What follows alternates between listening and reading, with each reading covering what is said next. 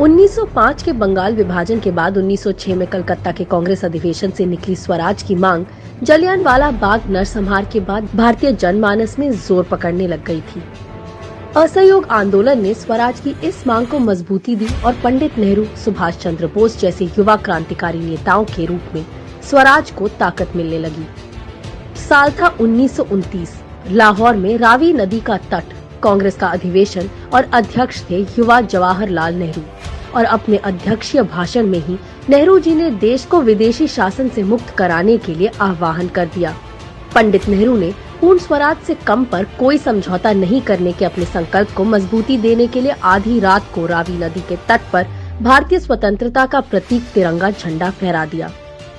लाहौर के इस अधिवेशन से 26 जनवरी 1930 को प्रथम स्वाधीनता दिवस के रूप में देश भर में तिरंगा झंडा फहराया जाने का संकल्प निकला।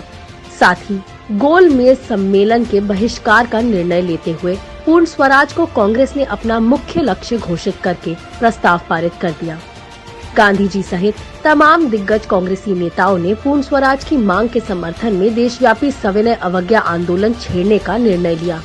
आजादी के लिए कोई भी बलिदान देने को तैयार जनता का भारी संख्या में हिस्सा लेना लाहौर अधिवेशन की बहुत बड़ी विशेषता रही। इससे उत्साहित पंडित नेहरू ने स्पष्ट शब्दों में कह दिया था, हमारा लक्ष्य सिर्फ स्वाधीनता प्राप्त करना है। हमारे लिए स्वाधीनता है पूर्ण स्वतंत्रता।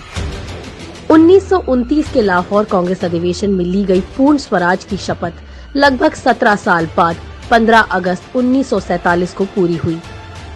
लेकिन पूर्ण स्वराज की इस यात्रा में हमारे पूर्वजों ने अनगिनत बलिदान किए, अंग्रेजों के अत्याचार सहे।